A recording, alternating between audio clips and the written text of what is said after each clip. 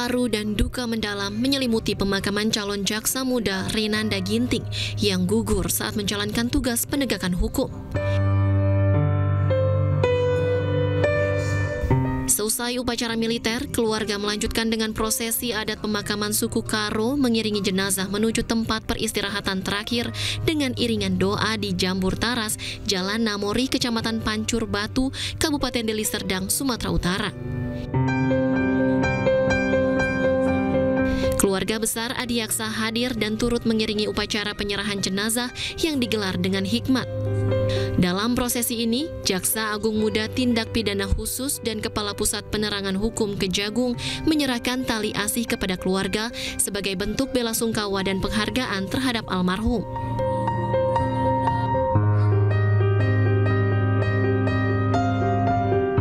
Peristiwa ini tentu menjadi duka bagi kita semua karena kita tahu bahwa dalam konteks penegakan hukum khususnya tindak pidana korupsi bahwa ada banyak hal yang harus dikorbankan dan yang bersangkutan almarhum bahkan telah mengorbankan jiwanya, dan ini saya kira menjadi torehan emas bagi institusi Adiaksa yang harus terus diingat dan dikobarkan khususnya semangatnya agar menjadi pemicu bagi insan Adiaksa dimanapun berada.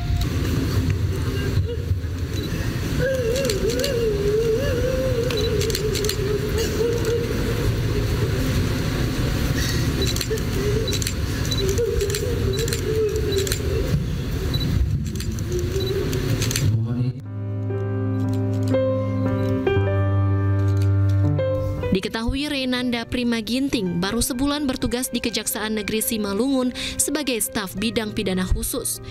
Semangat dan pengabdiannya terhenti di tengah tugas mengejar buronan kasus penggelapan dana desa. Ia meninggal dunia usai tenggelam di Sungai Silau, Kisaran Timur. Namun semangat dan namanya akan selalu hidup dalam hati Adiaksa. Dari Medan, Sumatera Utara, Bobi Pakpahan, iNews melaporkan. Pemirsa, mantan Menteri Perdagangan Thomas Lembong dituntut 7 tahun penjara dalam kasus korupsi impor gula. Jaksa menyebut hal yang memberatkan Tom Lembong karena Tom merasa tidak bersalah dan tidak mengakui perbuatannya.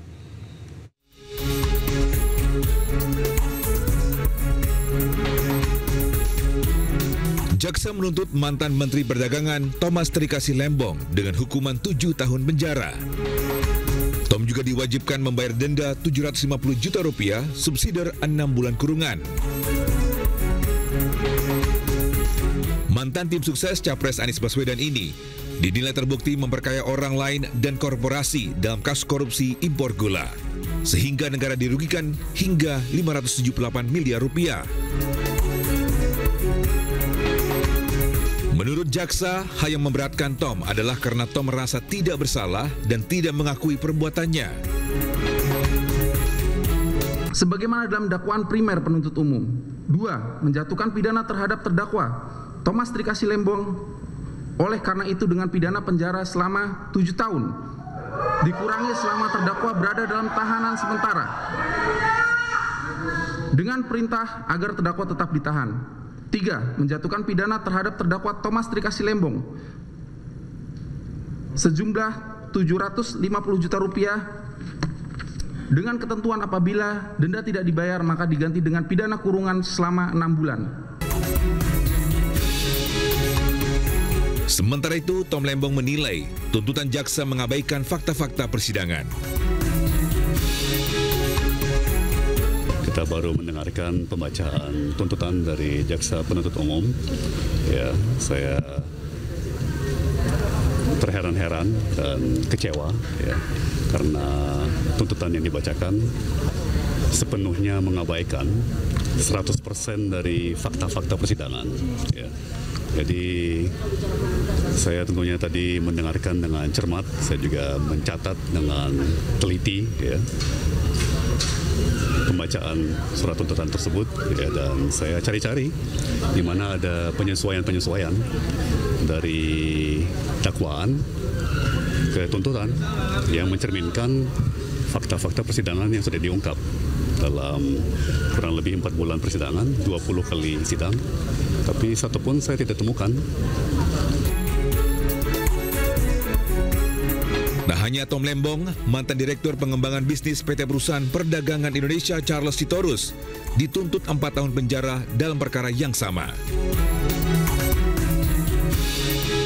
Dari Jakarta, Tim Liputan iNews melaporkan.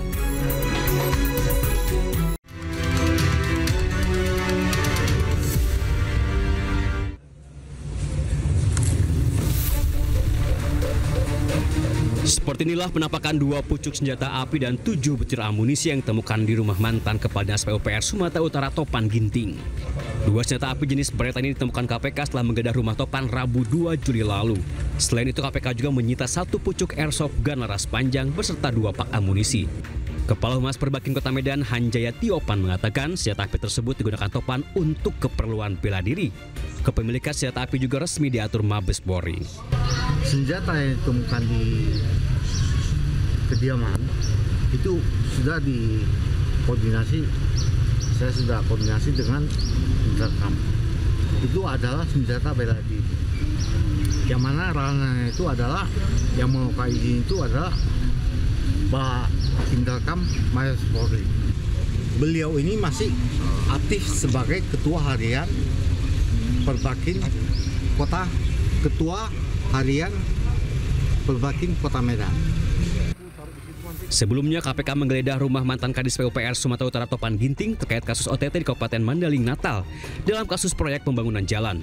KPK terpaksa membongkar paksa rumah Topan lantaran gerbang dan pintu rumah mantan PLT Sekda Kota Medan itu terkunci.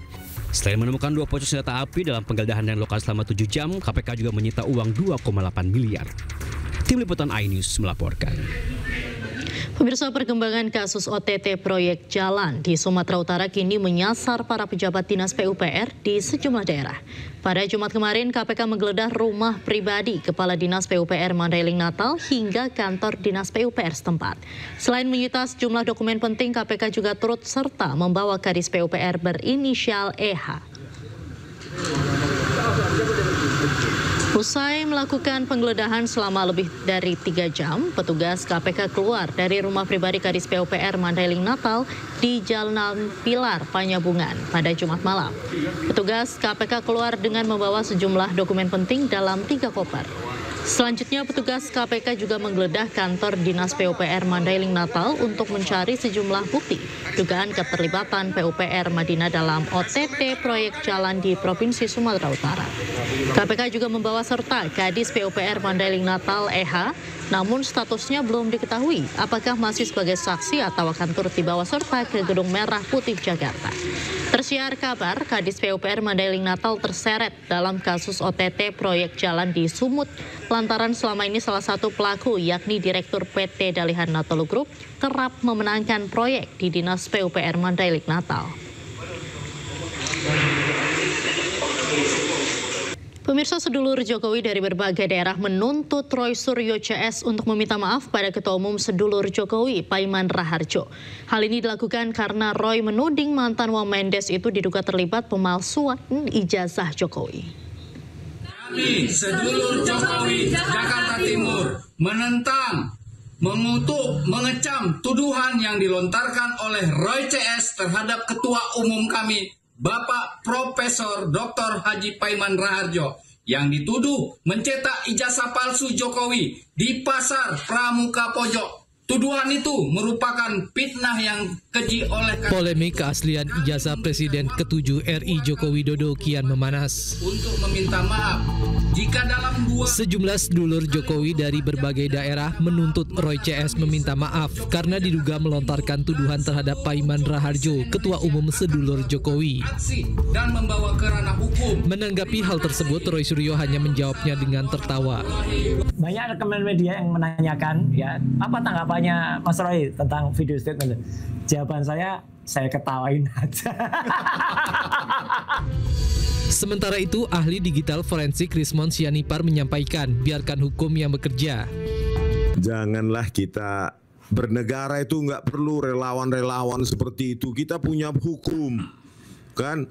Biarkan hukum itu bekerja. Nanti tunggu saja hasil dari gelar perkara khusus, ya kan? Kita akan bisa kok membedakan produksi pojok pramuka, produksi dari UGM itu kan bisa kita bedakan ya. Sebelumnya, pakar telematika Roy Suryo menduga adanya keterlibatan mantan Wakil Menteri Desa, Pembangunan Daerah Tertinggal dan Transmigrasi periode 2023-2024, Paiman Raharjo dalam kasus dugaan ijazah palsu Jokowi. Roy menyebut mendapatkan informasi bahwa Paiman memiliki usaha fotokopi dan pengetikan skripsi di Pasar Pramuka, Jakarta. Selain itu, Roy juga menyebut mendapat ancaman dari Paiman melalui pesan WhatsApp. Tim Liputan iNews melaporkan.